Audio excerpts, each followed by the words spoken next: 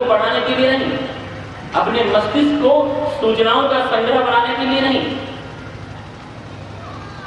जो दैविक संपदा, जो अच्छाइयां, जो सज्जनता, जो विवेक हमारे अंदर पहले से ही पड़ा हुआ है, साधना के द्वारा, विवेक के द्वारा, सात्विक चिंतन के द्वारा, ऐसे अद्भुत संस्कार के द्वारा उनको जागृत करना है, उनको प्रकट करना है और धीरे धीरे इन बुराइयों से अपने जीवन को अलग करना है। भगवान ने कहा, धर्म संस्थापनार्थाय संभवामि युगे युगे, मैं इन कारणों के लिए प्रकट होता हूं। और जिस व्यक्ति ने अपने जीवन में इतनी बातें कर ली तो वो व्यक्ति मेरा ही काम करने वाला हुआ। तो आज से आप लोग भी कृत संकल्प हो कि हमारे जीवन में जो भी बुराइयां हैं धीरे धीरे उनको हटाओ। सोने से पहले रात्रि में आधे घंटे प्रतिदिन प्रत्येक व्यक्ति जो है वो स्वाध्याय करे, क्योंकि ऐसा संभव ही नहीं है कि कोई व्यक्ति संपूर्ण रूपेण सद्गुणों से भरा हुआ है। हमारा जन्म ही वासनाओं से हुआ है, इसलिए संभव है हमारे अंदर बुराइयों का, दुर्गुणों का, विकारों का रह जाना, लेकिन ये नियति नहीं है, डेस्टिनी नहीं है। यही मान करके और उसी तरह से हम बने रहें, ये उचित नहीं है कदापि। धीरे धीरे विवेक के द्वारा, वैराग्यपूर्ण चिंतन के द्वारा परमात्मा को अपने अंदर अनुभूति उसकी करते हुए और स्वाध्याय के द्वारा धीरे धीरे दुर्गुणों से मुक्ति पा सकते हैं। और जो हमारे अंदर सद्गुण पड़े हुए हैं, जो दैवी संपदाएं पड़ी हुई हैं, जो अच्छाइयां पड़ी हुई हैं, उनको धीरे धीरे हम जगा सकते हैं। भगवान ने कहा, मत कर्मकृत मत परम, तुम मेरे परायण हो जाओ। हमारा जो जीवन है वो धन परायण है, भोग परायण है, लोभ परायण है, स्वार्थ परायण है। हर व्यक्ति देखो आप स्वार्थ में, लोभ में, मोह में, मद में, मात्सर्य में बिल्कुल आपूरित आकंठ डूबा हुआ। और जैसे कि इंसानियत की भी एक जो सीमा है, लोग उसको भी कहीं ना कहीं छोड़ करके और बस स्वच्छंद स्वतंत्रता के नाम पर जो है जीवन में विचरण कर रहे हैं। भगवान ने कहा कि मत परमा, जीवन को अगर आप पवित्र बनाना चाहते हैं, ईश्वर तत्व को प्रकट करना चाहते हैं, तो ईश्वर तत्व के हम परायण हैं। संसार का निषेध नहीं है, भोगों का निषेध नहीं है, वस्तु पदार्थ धन का निषेध नहीं है। भगवान ने कहा कि आप संसार के, समाज के, वस्तुओं के, पदार्थों के, धन के, लोगों के, भोगों के बनकर के मेरे पास आते हो, ये मुझे पसंद नहीं है, बल्कि पहले आप मेरे बन जाओ, उसके बाद चाहे जहां कहीं भी जाओ फिर आपकी ही जय होने वाली है।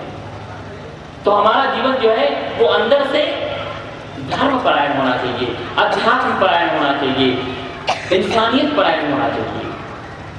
यही पशु प्रवृत्ति है कि आप नहीं चले। आपने आप अपने घर में ही, गांव में ही, कहीं पर भी किसी ऐसे भैंस के बच्चे को देखा जो चरने के लिए गया हो खेतों में और अपने मां के लिए भी एक बोझ घास लेता आया हो? ऐसा नहीं हुआ, क्योंकि यही पशु प्रवृत्ति है कि आप ही चले। लेकिन मनुष्य है वही कि जो मनुष्य के लिए मरे। हमारा जीवन जो है वो केवल अपने लिए, केवल भोगों में पड़ करके और खत्म कर देने के लिए नहीं है। भगवान ने कहा, मत परमा, जो परम तत्व है, जो ईश्वर तत्व है, जो अच्छाइयां हैं, जो अध्यात्म तत्व है, अंदर से हम गतिमान उसकी तरफ। तो संसार में रहते हुए भी, पदार्थों के बीच में, ऐश्वर्य के बीच में होते हुए भी हम अंदर से ईश्वर तत्व की प्राप्ति कर सकते हैं। मत परमा। भगवान ने कहा, मत भक्त, मेरे भक्त बनो। आप लोग विचार करो कि हम सच में भगवान के भक्त हैं? भगवान का भक्त है कौन? परमात्मा ने आगे तो बड़ी बृहद चर्चा की है। एक शब्द है विभक्त। विभक्त का अर्थ क्या होता है पता है? विभक्त मतलब बटा हुआ। जो संसार में, भोगों में, वस्तुओं में, पदार्थों में अपनी अनुकूलता और प्रतिकूलताओं में जो विभक्त नहीं है, वही भगवान का है। हमारी जो निष्ठा है, हमारी जो रुचि है, वो भगवान के अलावा हर कहीं संसार में। भगवान ने कहा संसार में तुम रहो, लेकिन संसार तुम्हारे अंदर नहीं होना चाहिए। आपने कभी भगवान विष्णु के उस अद्भुत चित्र को ध्यान से देखा जिसमें भगवान विष्णु सोए हुए हैं शेषनाग की सज्जा पर और लक्ष्मी जी उनके चरण दबा रहे हैं। भगवान लक्ष्मी जी को अपने चरणों के पास ही रखते हैं, भोजन भी नहीं बनवाते हैं, भोजन अन्नपूर्णा बनाती हैं। ऐश्वर्य को, सत्ता को, पद को, प्रतिष्ठा को अथवा धन को अगर लेकर के हम यहां आए, अगर संसार हमारे मस्तिष्क में आ गया, तो फिर हमारी स्थिति विनष्ट हो जाएगी, फिर हम रावण की तरह हो जाएंगे, कंस की तरह हम हो जाएंगे। संसार के जितने भी पदार्थ हैं उनका आप उपयोग करो केवल साधन की तरह की, लेकिन मुश्किल ये हुई कि हमने संसार के साधनों को ही सुख मान लिया। जो गाड़ी है वो साधन है, लेकिन हमने कार को ही, गाड़ी को ही सुख मान लिया। मकान एक साधन है, लेकिन हमने भव्य मकान को ही जीवन का सुख मान लिया। जितने भी साधन हैं, हमारी करुणा यही है कि उन साधनों को ही हमने सुख की संज्ञा दे दी। भगवान ने कहा कि संसार की सफलता अच्छी है, लेकिन संस्कार को गंवा करके नहीं। हमारे जीवन में धन होना चाहिए, लेकिन धर्म को गंवा करके नहीं।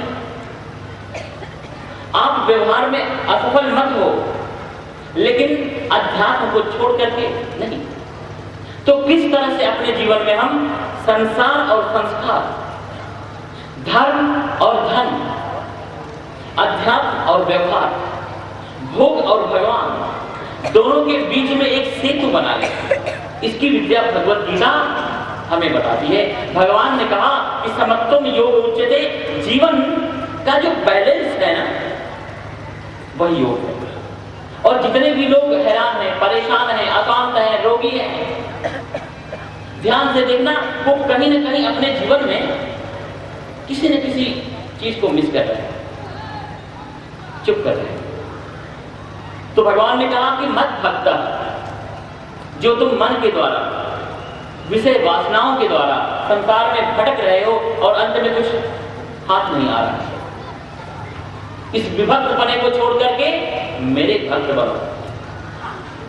और हे अर्जुन, एक बार कोई व्यक्ति अगर मेरा भक्त बन जाता है, फिर तो हम तो सर्व पापे भूलो मोक्षयिष्यामि मा शुच्यता। किसी प्रकार की उसके जीवन में मैं कमी होने ही नहीं देता। भगवान ने एक बात और भी बड़ी मार्मिक कही। परमात्मा ने कहा कि इसके बाद संग वर्जिता, संसार में रहते हुए भी संसार से, वस्तुओं से, विषयों से, पदार्थों से, हर प्रकार की अनुकूलताओं और प्रतिकूलताओं से कभी प्रभावित मत हो, क्योंकि भगवान ने संसार इतना सुंदर आकर्षक बनाया है कि गालिब 200 साल पहले कहकर गए, पता नहीं अब होते तो क्या कहते हो। गालिब ने कहा कि हजारों ख्वाहिशें हैं कि हर ख्वाहिश से कम नहीं। ऐसा सुंदर भगवान ने संसार बनाया है। कई बार तो मुझे लगता है कि भगवान चाहते ही नहीं है कि हम सभी उनके पास तक पहुंच जाए। और बात भी सच है, इस सारी की सारी खोपड़ियां जो भगवान के पास पहुंच जाए तो सच में देखो भगवान का क्या हो। इसलिए भगवान ने जानबूझ करके इस संसार को बहुत सुंदर, आकर्षक और लुभावना बनाया है कि इसमें से हम ऊपर निकल ही नहीं पाए। आप लोग क्रिकेट का मैच देखते होंगे, उसमें जो बल्लेबाज होता है ना, वो अकेले होता है, लेकिन उसको आउट करने वाले कितने होते हैं? 11। तो हमारे जो 11 इंद्रियां हैं वो हर तरह से, किस तरह से हमें आउट करें। लेकिन ऐसी परिस्थिति में कुशल खिलाड़ी वो है जो अपने आप के ऊपर संयम रखते हुए और इस जीवन को इस तरह से खेल की तरह खेल करके और निकल जाए, तो परमात्मा भी, देवता भी, ये पूरी की पूरी प्रकृति, ये पूरा का पूरा अस्तित्व उसका स्वागत करते हैं। भगवान ने कहा संसार में रहो लेकिन कहीं भी आसक्त मत हो। परमात्मा ने गीता में कुल 3 प्रकार के लोग बताए हैं पूरी दुनिया में। भगवान ने कहा कि 3 प्रकार के लोग होते हैं संसार में, चाहे कहीं भी आप चले जाओ। फर्स्ट क्लास के लोग, सेकेंड क्लास के लोग और थर्ड क्लास के लोग। भगवान ने कहा कि थर्ड क्लास के लोगों के ये 8 लक्षण हैं। ये 8 लक्षण जिन लोगों के आप अंदर देखो, समझो कि ये थर्ड क्लास का है, बचो उससे। खल परिहर स्वान की नाई।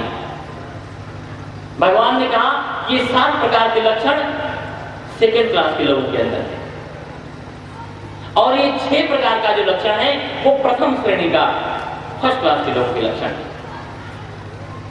उसमें भगवान ने पहला लक्षण बताया है फर्स्ट क्लास के लोगों के, मुक्त संग।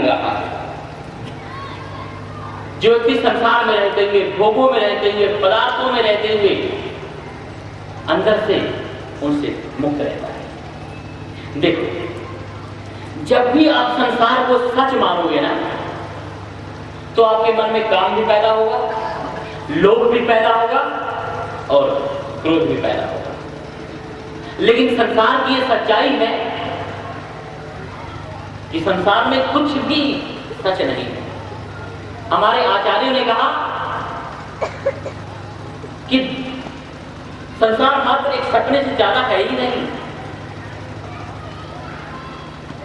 देखेंगे सपन अनेक प्रकार, हर लोग यहां पर अपने किसी न किसी स्वनिर्मित सपने में जी रहे हैं। पित्वा मोहमयी प्रमाद मदिराम उन्मत्त भोजो जगत। मोह की, अहंकार की, पद की, प्रतिष्ठा की, जैसे शराब पी करके प्रत्येक व्यक्ति जो है और उन्मत्त हो रहा है। और इन शास्त्रों के द्वारा जब हमें अपने जीवन की वास्तविकता का ज्ञान होगा, तो हमें पता चलेगा कि वास्तव में हम है कौन। परमात्मा ने कहा संग वर्जिता और निर्वैया सर्वभूतेषु। प्राणी मात्र में निर्वय, किसी से राग भी नहीं और किसी से द्वेष भी नहीं। यहां किसको पत्थर मारे, कैसर कौन पराया है। शीश महल में हर एक चेहरा अपना लगता है। गोस्वामी जी ने कहा कि निज प्रभु में देखना ही जगत, अब किसी समय करेंगे लोग। श्री राम ने सब जग जानी, करो प्रणाम जोरी जुग बानी। भगवान ने गीता में कहा कि गेया सा नित्य सन्यासी यो न द्वेष की नकाम सदी। वह व्यक्ति नित्य, डेली, कंटिन्यू, हमेशा सन्यासी ही मानने योग्य है, जो कभी भी जीवन की अनुकूलता और प्रतिकूलता से राग द्वेष करता ही नहीं है। जो व्यक्ति भी इन अभिलाषाओं में, संसार की, पदार्थों के, इन वासनाओं में नहीं फंसता है। निर्द्वंदो हिमाबाहो सुखम बंधा प्रमुच्यते। वह व्यक्ति परमात्मा को प्राप्त है ही। तो संसार में रहते हुए न तो हमारा अनुकूलताओं में राग हो और न तो प्रतिकूलताओं के प्रति हमारे मन में द्वेष होना चाहिए। क्योंकि यहाँ पर तो कभी विषय मिलते हैं कांटे और कभी विषय मिलते हैं फूल, लेकिन जीवन पथ में दोनों का स्वागत, दोनों ही अनुकूल। जब ऐसी परिस्थिति, ऐसे वातावरण का हम अंदर से निर्माण कर लेंगे, तो परमात्मा की जो भक्ति है, जो अध्यात्म है, जो धर्म है, वो सहज में हमारे अंदर प्रकट होने लग जाएगा। यहां पर वस्तुतः हमारा समय पूरा होता है, परंतु कल से आप सभी लोगों से हमारा निवेदन है कि जिसके पास भी भगवत गीता की प्रति हो, कल आप लोग अपने साथ लेकर के आओ, और नहीं हो तो खरीद लो। चाहे आप किसी भी जाति, प्रथा, संप्रदाय, देश वेश, परिवेश के क्यों ना हो। और कल से हम लोग भगवत गीता के 12वें अध्याय का एक एक मंत्र उठाएंगे और उसका गान करते हुए उन मंत्रों में छिपे हमारे जीवन के जो रहस्य हैं, जो सीक्रेट हैं, जीवन को सुखी बनाने के लिए, जीवन को आनंदित बनाने के लिए, जीवन को स्वस्थ बनाने के लिए। और यहाँ पर कोई आकाश और पाताल की चर्चा नहीं होगी। यहाँ पर संपूर्ण रूप में शुद्ध जीवन की चर्चा होगी। उन हर वस्तुओं की चर्चा होगी जो हमारे जीवन को पूर्ण बनाने के लिए आवश्यक है। और 4-4, 5-5 मंत्रों को लेते हुए और परमात्मा के द्वारा प्राप्त जो भी सूझ है उस पर चर्चा करते हुए जीवन को धन्य और कृतार्थ बनाने की ऊपर कोशिश करेंगे, प्रयास करेंगे। तो आज इतना ही। आप सभी लोगों को कोटिशा धन्यवाद देते हुए, करोड़ों धन्यवाद देते हुए आज मैं अपने वाणी को यहाँ पर विराम दे रहा हूँ। और कल का जो समय रहेगा संभवतः यही समय होगा जो आज का समय था, लेकिन आप सभी लोग भगवत गीता की प्रति साथ में लेकर के आए और फिर उन मंत्रों को गाते हुए, बोलते हुए उनके द्वारा अपने जीवन को पवित्र करेंगे। बस सर्वे भवन्तु सुखिनः, सर्वे सन्तु निरामयाः, सर्वे भद्राणि पश्यन्तु मा कश्चित् दुःखभाग् भवेत्। हरि ओम शांति शांति शांति।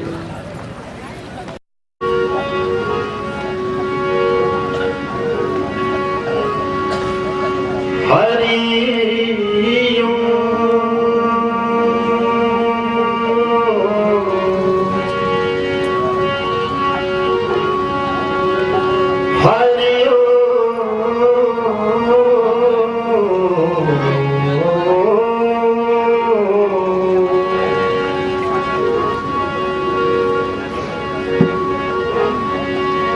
सबसे पहले ये गुरु वंदना।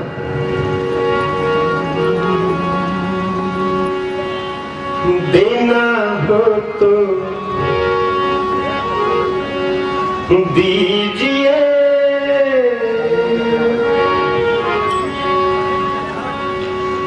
जन्म जन्म का साथ।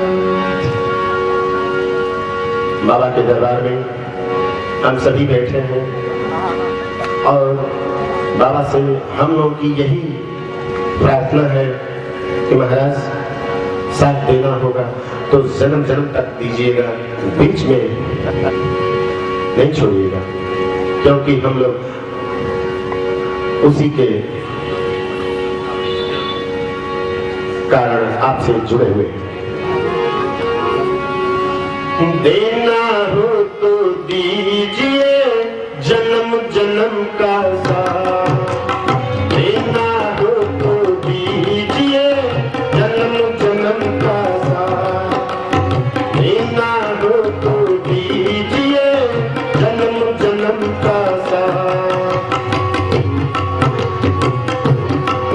मेरे सर पे रखते गुरुवर, मेरे सर पे रखते गुरुवर, अपने दोनों ये हाथ। देना हो तो दीजिए, जन्म जन्म का साथ।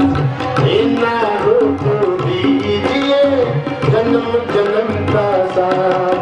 मेरे सर पे रखते गुरुवर, मेरे सर पे रखते गुरुवर, अपने दोनों ये हाथ। देना हो तो दीजिए, जन्म जन्म का साथ। देना हो तो दीजिए, जन्म जन्म का साथ।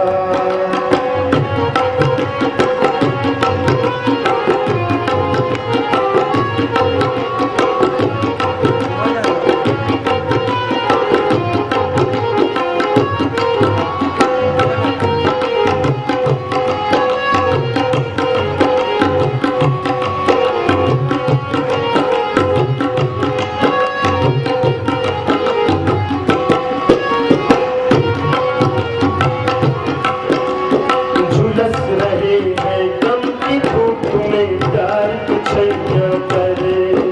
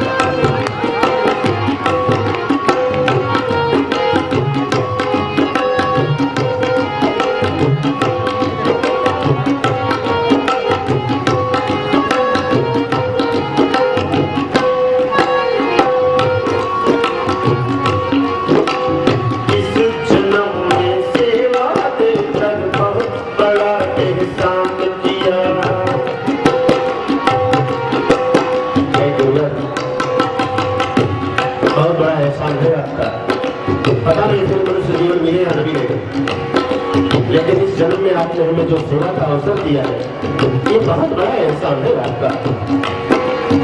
इस जन्म में सेवा देकर बहुत बड़ा एहसान किया, तू ही मेरा इष्ट देव है, मैंने तुझे पहचान लिया।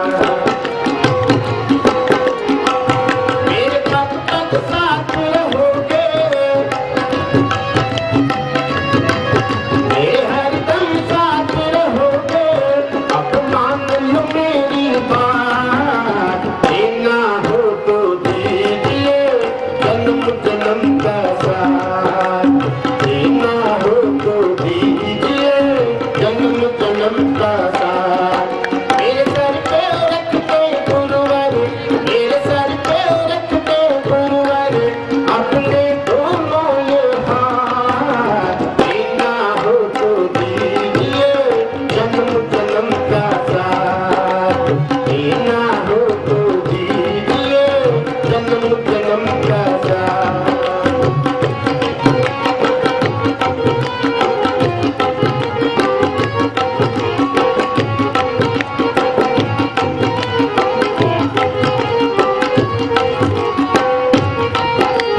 हम लोग भी ताली बजा सकते हैं साथ में, कलाकारों के आनंद आएगा।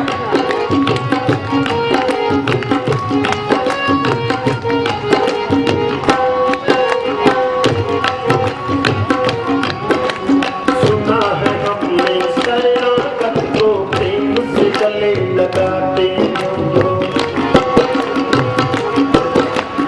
बहुत बहुत आभारी है हम बाबा के, यानी गुरुवर के। जो भी शरण में आ जाए हमारे गुरु जी गले लगा लेते हैं उसको, ये बहुत बड़ा एहसान है। सुना है हमने शरणागत को प्रेम से गले लगाते हो, तुमसे हमने क्या मांगा जो देने में हिचकाते हो।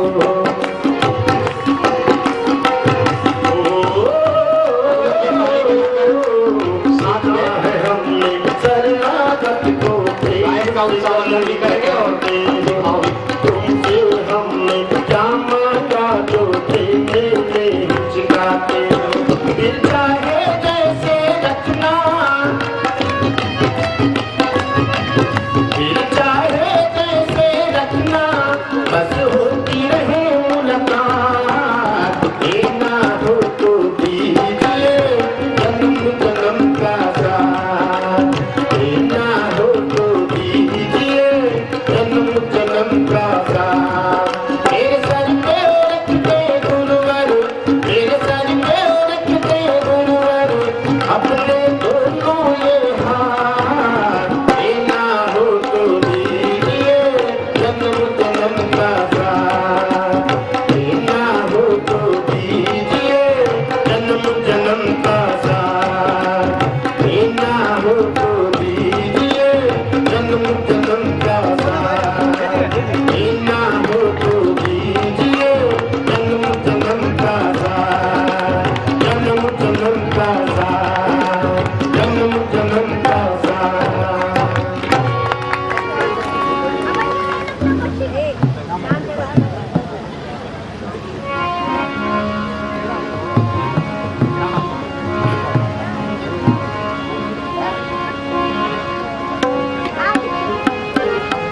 पलकों पर सोवत कामिनी रे, जान जान सब पी संग लाजो, पल में लग गई पलकन मोरी, नीचत ही पल में पिय आयो। मैं जो उठी पिय आदर दीने, जाग पड़ी पिय हाथ न आयो, और सखी पिय सोकर खायो, मैं अपना पति जाग गंवायो। मीराबाई का भजन। तेरी में तो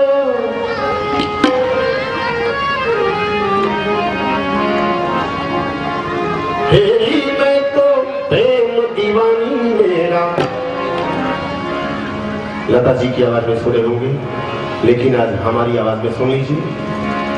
संगीत एवं स्वर डॉक्टर प्रेम तिवारी प्रेम का यानी मेरा है। आगे सब कुछ मिलेगा। तेरी मैं तो प्रेम दीवानी मेरा, दर्द न जाने दर्द न जाने। तेरी मैं तो